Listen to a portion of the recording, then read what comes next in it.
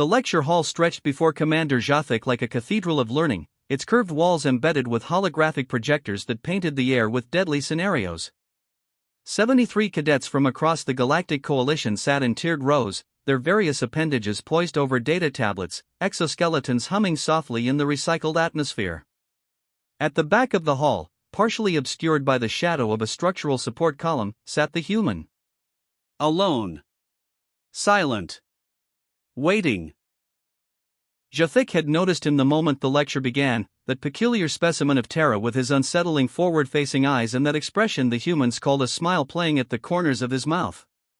The human wore the simple gray uniform of a coalition observer, no rank insignia, no decorations, nothing to indicate why command had insisted on his presence at this classified tactical briefing. The commander had received his orders though. Teach the lesson as planned, regardless of who might be listening. After 3 centuries of galactic peace, the coalition military needed to prepare for every contingency, even the uncomfortable ones. Today's subject, Jathic announced, his translator unit rendering his clicking mandibles into flat, emotionless galactic standard, is threat assessment and neutralization protocols for species classified as extreme hazard. Specifically, we will examine tactical approaches for engaging and eliminating human combatants. He paused, 4 of his 6 eyes flicking momentarily toward the back of the hall. The human hadn't moved. That smile remained, patient as starlight. The human species represents a unique challenge in combat scenarios. While lacking the natural armor of the chromat, the venom of the SSLYTH, or the telepathic coordination of the Mindel Collective, humans have proven themselves surprisingly resilient in historical conflict simulations. It is this resilience, cadets, that makes them dangerous. The holographic projectors flared to life, rendering a 3-dimensional human figure in the center of the hall. It rotated slowly, anatomical systems highlighted in pulsing colors. Jathic activated his laser pointer, the red beam dancing across the floating form. The human skeleton, while providing structural support, creates numerous vulnerabilities. Note the joints here, here, and here. A focused energy weapon or kinetic projectile to these areas will compromise mobility immediately. The spine, running along the posterior, is particularly vulnerable. Severing it at any point will cause complete or partial paralysis. Several cadets made hurried notes. A young Quellan in the 3rd row raised a tentacle. Commander, what about their healing capabilities? Intelligence reports suggest humans recover from injuries that would prove fatal to most species. Jathic's mandibles clicked in acknowledgement. An excellent observation, cadet. Yes, humans possess remarkable regenerative abilities for a species without dedicated biological redundancies. However, this works against them in combat. A human warrior will continue fighting long past the point when rational beings would withdraw, sustained by their primitive adrenal response system. This means they will accumulate damage, making them easier to track and eventually neutralize. Patience is key when engaging humans. Let them exhaust themselves. The holographic human shifted, its skin becoming transparent to reveal the circulatory system, a complex network of vessels pulsing with simulated blood. Here we find their greatest weakness, Jathic continued, warming to his subject. Humans maintain a closed circulatory system dependent on a single pump organ, what they call a heart. Unlike our distributed vascular networks, this represents a single point of failure. A precision strike here, he indicated the left side of the chest cavity, will result in rapid incapacitation and death within minutes. Similarly, the major arteries in the neck and inner thighs, if severed, will cause fatal exsanguination in under 2 minutes, often much faster. In the back row, the human shifted slightly, crossing one leg over the other. His posture remained relaxed, almost casual, as though Jathic were discussing crop rotation rather than the systematic dismantling of his species. This unnerved the commander more than he cared to admit. In his 40 years of military service, he had seen many reactions to threat briefings. Fear, anger, defensive posturing, all predictable emotional responses. This calm, this patient amusement, felt wrong in ways his translator couldn't adequately express. Moving on to sensory exploitation, Jathic said, dismissing his discomfort. Human vision, while stereoscopic and capable of perceiving a wide color spectrum, is remarkably poor in low-light conditions. Unlike the chromat or our own species, humans lack natural night vision. Engaging them in darkness provides an immediate tactical advantage. Additionally, their hearing, while adequate, is limited to a narrow frequency range. High-pitched deterrence in the 40 to 60 kHz range will cause disorientation and pain, creating opportunities for attack. A holographic scenario materialized, showing a human soldier moving through a darkened corridor. Simulated coalition forces, rendered in blue wireframe, flanked him on multiple sides. Observe, Jufik narrated as the scenario played out. The human cannot detect our forces approaching from behind. His visual focus is forward, his hearing inadequate to distinguish our movement from ambient noise. The kill is achieved through coordinated fire to the spine and leg joints, immobilizing the target before delivering a fatal strike to the cranium or cardiac region. The hologram flickered and reset, playing the sequence again from a different angle. Note the human's final moments, Jufik added. Even when mortally wounded, the adrenal response keeps him conscious in fighting. This is why confirmation kills are essential. Never assume a downed human is neutralized until you have verified cessation of brain activity. The lecture continued for another hour, Jufik methodically dissecting every aspect of human vulnerability with the clinical precision of a surgeon and the tactical mindset of a predator. He displayed scenarios of chemical agents that would prove lethal to human respiratory systems, discussed the psychological warfare techniques most effective against their pack-bonding social structure, and elaborated on the strategic advantages of targeting human supply lines, given their species' notorious dependence on regular caloric intake and hydration. Humans require sustenance every 4 to 6 hours to maintain peak performance, he explained, bringing up nutritional data that scrolled across the holographic display like an indictment. Unlike the SSLYTH, who can operate for weeks on stored fat reserves, or the chromat, whose photosynthetic patches provide supplemental energy, humans will begin to experience cognitive decline and physical weakness within 24 hours of food deprivation. 48 hours, and you will be facing an opponent operating at 60% capacity. 72 hours, and they become little more than walking casualties. A cadet from one of the aquatic species, its name unpronounceable through the translator's liquid garble, raised a fin-like appendage. Commander, what about human weapons technology? Surely that compensates for their biological limitations? Jufik's mandibles spread in what might have been a smile among his people. Another excellent question. Human weapons technology is, admittedly, impressive for such a young species. They showed remarkable innovation during their integration period, particularly in the fields of kinetic projectiles and explosive devices.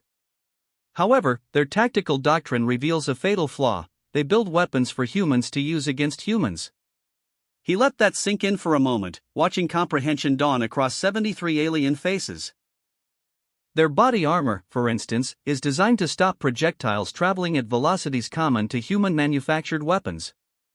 Our standard-issue plasma rifles operate at energy levels 3 times higher than their defensive equipment can withstand. Their combat helmets protect against human-caliber impacts but will crumple under a chromat power strike. They have optimized their defenses for the threats they understand, the threats that come from within their own species. Against coalition standard armament, a human soldier's protective gear becomes little more than decorative weight. The holographic display shifted again, now showing various scenarios of human military formations. Observe their tactical arrangements, Jufik continued. Humans fight in small, semi-independent units they call squads or fire teams. These units rely heavily on communication and mutual support. Jam their communications, separate the units, and they become isolated individuals fighting blind. Their command structure is hierarchical and rigid. Eliminate the officers, and the enlisted soldiers often struggle with independent decision-making, particularly under stress. He pulled up footage from historical conflict simulations, showing human forces engaged in various combat scenarios. Notice their tendency toward linear thinking. They establish front lines, rear echelons, flanks. They think in terms of territory held and ground gained. A three-dimensional engagement, such as a coordinated aerial and subterranean assault, typically overwhelms their tactical planning. They train for the wars they have fought, not the wars they might face. In the back of the hall, the human finally moved, reaching into his uniform pocket to retrieve a small object. Several cadets tensed, hands moving toward sidearms, but the human merely produced a worn notebook and an archaic writing implement, something the translator identified as a pen. He opened the notebook to a blank page and began to write, his movements unhurried, almost leisurely. He was taking notes on a lecture about how to kill him. Jafik found his next words catching in his throat, but he pushed through, professional discipline overriding personal discomfort. Psychological warfare proves particularly effective against humans. They form intense emotional attachments to their fellow soldiers, stronger than the typical coalition species unit cohesion. The death of comrades in combat significantly impacts human performance. Captured humans can sometimes be turned through threats against these attachments, whereas such tactics would prove largely ineffective against, say, the more individualistic SSLYTH. The scenarios continued, each more detailed than the last. Jafik covered environmental exploitation, how to use Earth normal gravity against humans operating in higher or lower gravitational fields. He discussed their limited tolerance for temperature extremes compared to species evolved on more hostile worlds. He even touched on their peculiar need for regular sleep cycles, a vulnerability that could be weaponized through sustained operations designed to enforce sleep deprivation.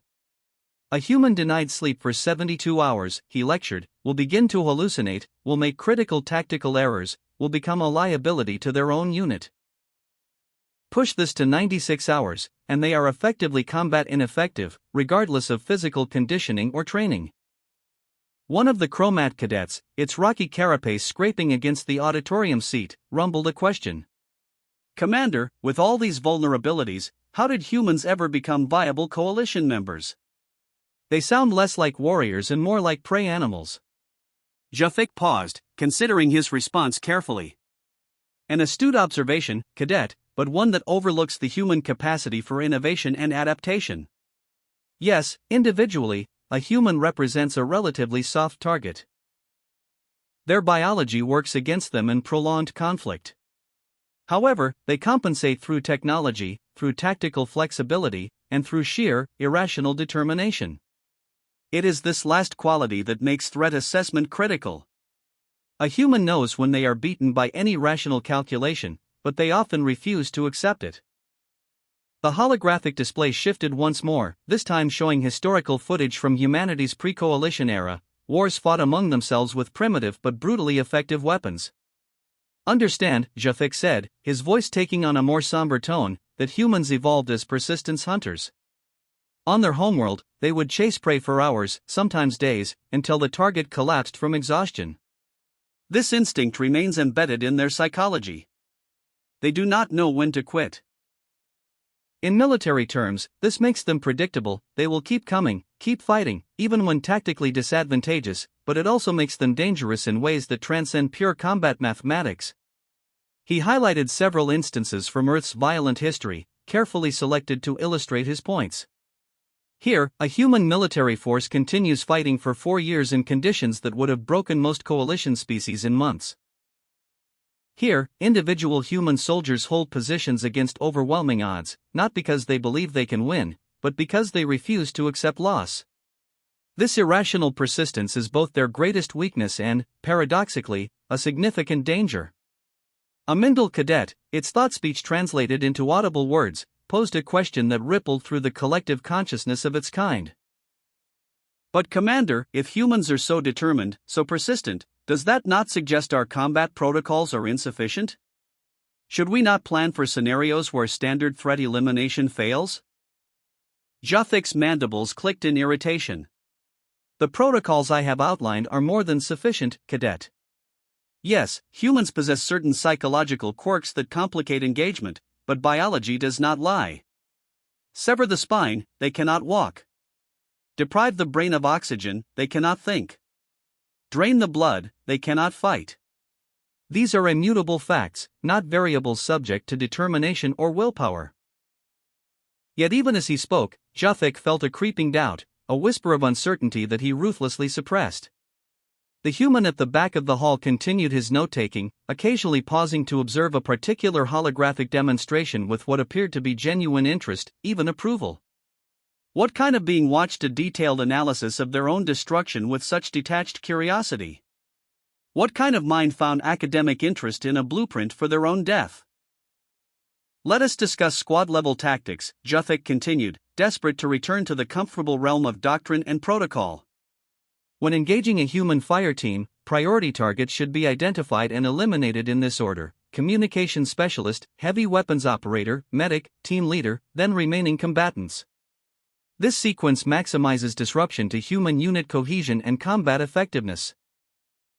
The hologram obliged, rendering a standard human military squad in three-dimensional detail, each member highlighted and labeled according to their role. The communications specialist, Juthik indicated the figure with distinctive equipment, serves as the squad's link to higher command and adjacent units. Eliminating this individual blinds the squad tactically. The heavy weapons operator carries the unit's primary firepower. Remove them and the squad's offensive capability drops by approximately 40%. He moved the laser pointer to the figure marked with medical insignia.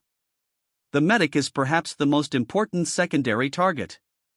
Humans possess a psychological dependency on the possibility of medical treatment. A wounded human who believes rescue and treatment are possible will endure significantly more trauma than one who believes they have been abandoned. Remove the medic, and wounded humans often lose the will to continue fighting, choosing instead to focus on self-preservation. Juthik spent the next 20 minutes detailing the specific tactics for engaging human positions, from the optimal firing patterns to suppress their return fire, to the recommended approach vectors that exploited typical human defensive arrangements. He discussed the effectiveness of various weapon systems against human fortifications, the best methods for clearing human-occupied structures, and the psychological impact of different assault techniques. Humans, he explained, respond poorly to sudden, overwhelming violence. Unlike species that evolved as prey and developed instinctive threat responses, humans evolved as apex predators on their world. They are accustomed to being the danger, not facing it. A sufficiently violent, sudden assault will often trigger a freeze response, a momentary cognitive paralysis as their brain struggles to process the reversal of their expected role. This window, though brief, can be exploited for devastating effect. The lecture moved into its final phase, covering post-engagement protocols and the handling of human prisoners. Captured humans require specific containment procedures, Juthik outlined. Their upper body strength, particularly in the arms and hands, exceeds that of most coalition species of similar mass. Standard restraints designed for SSLYTH or Mindel may prove insufficient. Additionally, humans possess remarkable fine motor control. They can manipulate small objects, pick locks, exploit minor weaknesses in containment systems. Constant surveillance is essential. A cadet inquired about human interrogation resistance, and Juthik pulled up psychological profiles. Human resistance to interrogation varies wildly by individual and training level. Military-trained humans often undergo specific preparation for capture scenarios, teaching them to resist standard questioning techniques. However, as mentioned earlier, their pack bonding creates exploitable vulnerabilities. Threats against fellow prisoners or known associates can sometimes prove effective where physical coercion fails. The human in the back row had stopped writing. His pen rested against the notebook page, but his hand was still, his forward-facing eyes now watching Juthik with an intensity that the commander found distinctly uncomfortable. Those eyes, Predator's eyes, tracked his every movement with a patience that spoke of vast, carefully controlled depths. For the first time in the lecture, Juthik felt something he hadn't experienced since his first combat simulation as a young recruit. He felt observed, studied, assessed. Shaking off the sensation, Juthik pressed forward. In conclusion, cadets, the human species presents a manageable threat when approached with proper tactical awareness and preparation. Their biological vulnerabilities are numerous and exploitable. Their psychological patterns are well documented and predictable. Their technology, while innovative, is not superior to coalition standard equipment. An informed, Well-trained coalition force should be able to engage and neutralize human combatants with minimal casualties, provided these protocols are followed precisely. The holographic displays faded, leaving only the standard lighting of the lecture hall. Jafik surveyed his students, noting the confident postures, the satisfied expressions on faces both familiar and alien to his own biology. They had learned their lesson well. They understood the threat. They knew how to kill a human. Are there any final questions before we conclude? Jafik asked, already mentally preparing for the next phase of the day's schedule. The human stood up. The movement was smooth, unhurried, but every eye in the lecture hall immediately tracked to him. He closed his notebook carefully, slipped it and the pen back into his uniform pocket, and began walking down the stepped aisle toward the front of the hall. His footsteps, even in standard-issue boots, were surprisingly quiet. Predator quiet, some ancient part of Jafik's brain supplied unhelpfully. Commander Jafik, the human said, his voice carrying easily through the space without any need for amplification, I appreciate the thoroughness of your presentation. Truly, it was comprehensive. He reached the front of the hall and turned to face the assembled cadets, his back to the commander in a display of either supreme confidence or calculated insult. However, I wonder if I might offer a few corrections to your lecture. Some minor points of clarification, based on my experience as a human who has, shall we say, avoided being killed on numerous occasions? Jafik felt his respiratory spiracles constrict. Observer Chen, your presence was requested by Coalition Command as a courtesy. This is a classified tactical briefing, not a forum for debate. The human, Chen, smiled that unsettling smile again. Of course, Commander. I'm not here to debate. I'm here to correct. There's a difference. He clasped his hands behind his back, a posture that Jafik's cultural database identified as a military rest position. You see, everything you've taught these cadets today is absolutely correct, in theory. The human spine is indeed vulnerable. Our circulatory system is a single point of failure. We need food, water, sleep. We're weak in darkness, slow in low gravity, fragile in temperature extremes. All true. All accurate. Chen began to pace slowly across the front of the hall, his movements measured and deliberate. But there's something your tactical database doesn't account for, Commander. Something that doesn't show up in biological scans or combat simulations. You spent 2 hours teaching these cadets how to kill a human. What you didn't teach them is why, after 3 centuries of galactic peace, after countless opportunities, nobody has actually tried. The lecture hall had gone utterly silent. 73 cadets sat frozen, their attention locked on the human with an intensity that bordered on hypnotic. Jafik felt his mandibles working uselessly, trying to form words that wouldn't come. Let me tell you about the human spine, Chen continued conversationally. Yes, it's a structural weakness. Sever it, and we're paralyzed. Absolutely true. But here's what your database doesn't tell you: humans have walked on broken spines. There are documented cases throughout our history of humans with severed spinal columns who, through sheer misunderstanding of their own limitations, continued to move, to fight, for minutes or even hours before their biology caught up with reality. We call it shock. We call it adrenaline.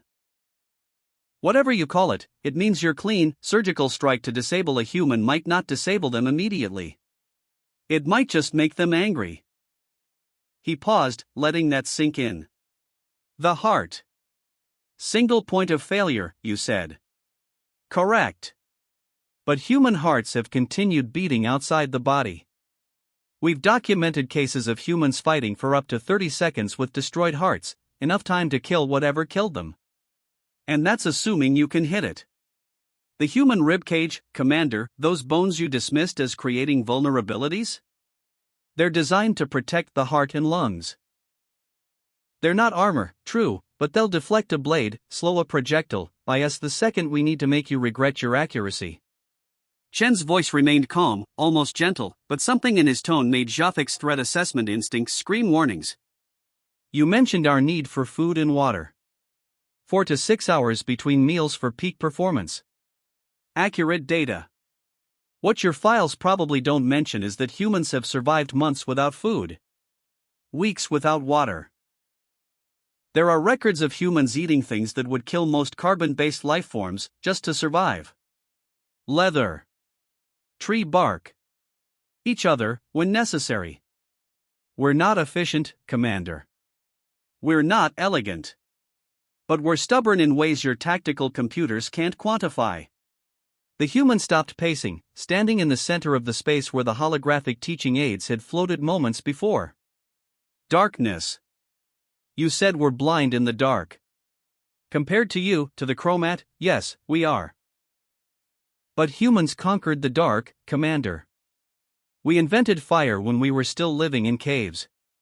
We invented flashlights, night vision, infrared imaging. You know what we did when we realized we couldn't see in the dark? We brought our own light. We changed the environment to suit us. That's what humans do. We don't adapt to the universe. We make the universe adapt to us. Jathik finally found his voice.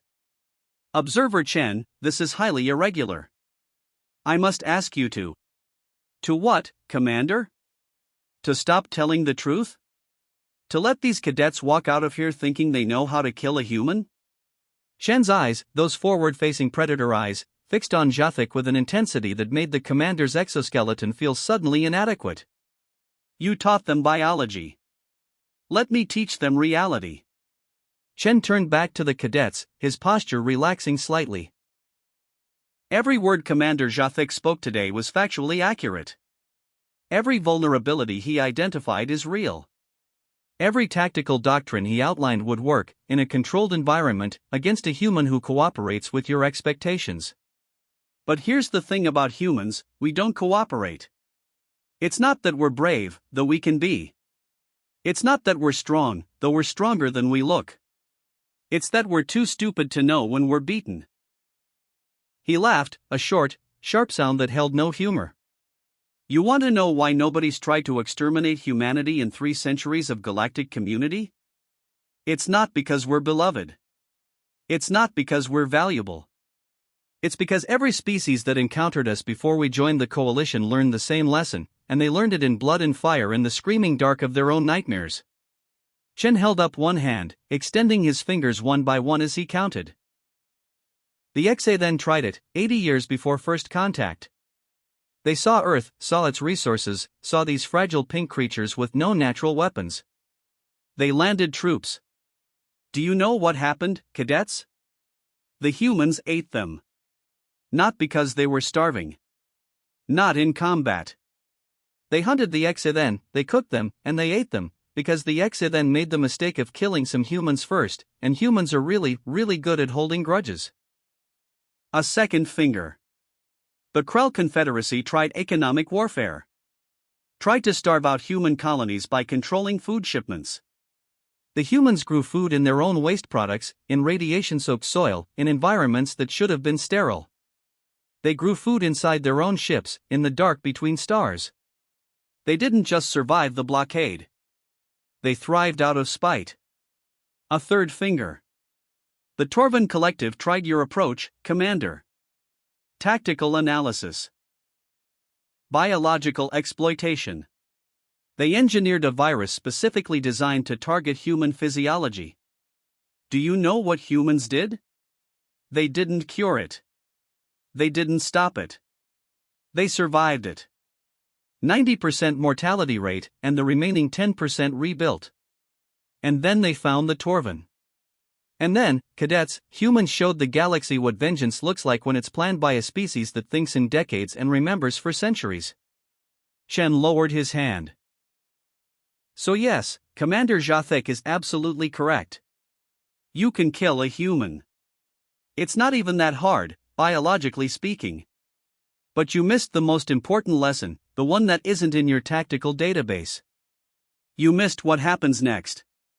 He walked slowly toward Jathik, closing the distance with careful, measured steps. You kill one human, and you've made an enemy of every human who knew them. You kill 100, and you've made an enemy of their city. You kill 1 million, and you've made an enemy of their world.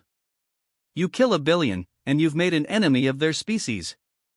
And humans, Commander, humans are very, very good at enmity.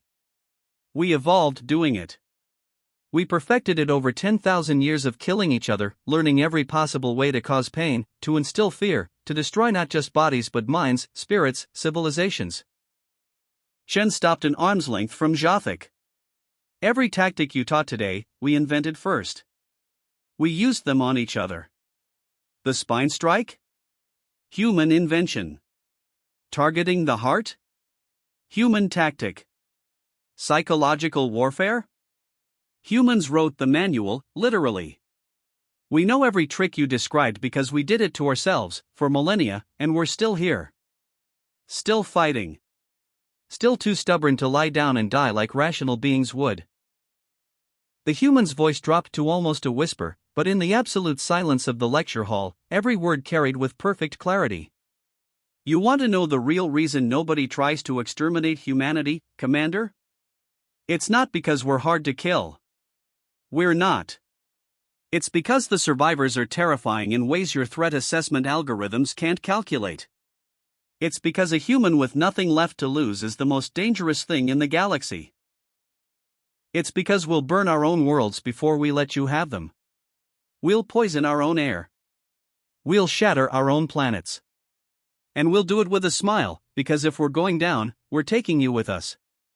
Chen reached into his pocket again, and this time several cadets did draw weapons, training overriding shock. The human ignored them, pulling out his notebook and pen. He opened it to the pages where he'd been writing, then gently tore them out and handed them to Jafik.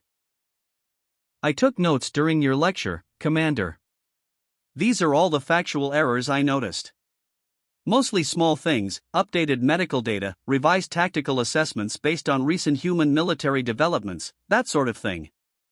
I thought you'd want to know, so your next class gets better information. Jafik took the papers with trembling manipulator limbs, his eyes scanning the dense, precise handwriting. It was all there. Corrections. Citations. References to human military journals that were publicly available but that coalition intelligence had apparently missed. Every word was professional, courteous even, the work of a colleague offering friendly amendments to a shared project. The most important correction isn't on those pages though, Chen said, stepping back and addressing the entire hall once more. The most important thing you need to understand is this: yes, you can kill a human. But before you do, before any of you decide that humanity represents a threat that needs eliminating, ask yourself one question. Are you prepared for what comes after? Because humans are many things. We're weak, we're fragile, we're inefficient, we're irrational. But we're also patient. And we remember. And we never, ever forgive. He smiled that unsettling smile one last time. This has been an excellent educational experience, Commander Jafik. I've learned a lot about how the Coalition views my species. I hope you and your cadets have learned something too. Thank you for your hospitality. With that, Observer Chen turned and walked back up the aisle, his footsteps echoing in the stunned silence. He reached the door, paused, and looked back over his shoulder. Oh, and Commander? For what it's worth, your tactical assessment was about 60% accurate. The other 40% is classified under human military protocols. If you ever need access to that information, it means we're already at war, and by then it won't matter anyway. Have a pleasant day. The door closed behind him with a soft hiss. For a long moment, nobody moved. Nobody spoke. 73 cadets sat in their seats, their weapons slowly lowering, their minds struggling to reconcile the clinical, comfortable lesson they had been taught with the cold reality the human had laid bare. At the front of the hall, Commander Jafik stared at the pages in his hands, at the careful corrections, at the precise notations, at the evidence that the human had listened to 2 hours of instruction on how to kill him and had responded with helpful academic feedback. Finally, a cadet, the young Quellan who had asked about healing capabilities, raised a tentative tentacle. Commander, are we still planning the practical exercises for next week? The ones involving simulated human combat scenarios? Jafik's mandibles worked silently for several seconds before he could form words. No, Cadet. I think perhaps we need to revisit our curriculum. Maybe focus on species that are less complicated than humans. He looked down at the notes again, at Chen's neat handwriting explaining exactly how and why the lecture had underestimated humanity's capacity for violence, for survival, for vengeance. Dismissed. All of you. Class dismissed. As the cadets filed out, their conversations hushed and uncertain, Jathik remained at the front of the hall, surrounded by his now useless holographic teaching aids. Somewhere in the depths of the Coalition facility, Observer Chen was probably writing his report, documenting everything he had witnessed, everything he had said. And somewhere else, in the vast computational networks that ran Coalition intelligence, algorithms were probably already revising their threat assessments, updating their models, trying to quantify the unquantifiable. But Jathik knew, with a certainty that went beyond tactical analysis or biological data, that no computer could truly calculate the danger humanity represented. Because the danger wasn't in their bodies or their weapons or their technology. The danger was in their minds, in their stubborn refusal to accept the limitations that biology and logic and reason imposed on every other species in the galaxy. The commander looked at the empty space where Observer Chen had stood, where a human had calmly accepted his own species' vulnerability and then explained, with terrifying patience, why that vulnerability didn't matter. And for the first time in his career, Jathik understood something that had eluded Coalition strategists for 3 centuries. Humanity hadn't joined the Galactic Coalition because they needed protection. They had joined because everyone else did. They had joined to keep the peace. Not their peace. Everyone else's. Because a human at war was a problem. But humanity at war, unified, focused, driven by that terrible persistence that made them chase prey until it collapsed, that was an extinction event waiting for an excuse. Jathik carefully folded Observer Chen's corrections and placed them in his personal files. Then he began composing a message to Coalition Command, requesting permission to completely overhaul the Xenothrete curriculum. Not because the information was wrong, but because teaching soldiers how to kill humans had turned out to be much less important than teaching them why they shouldn't try.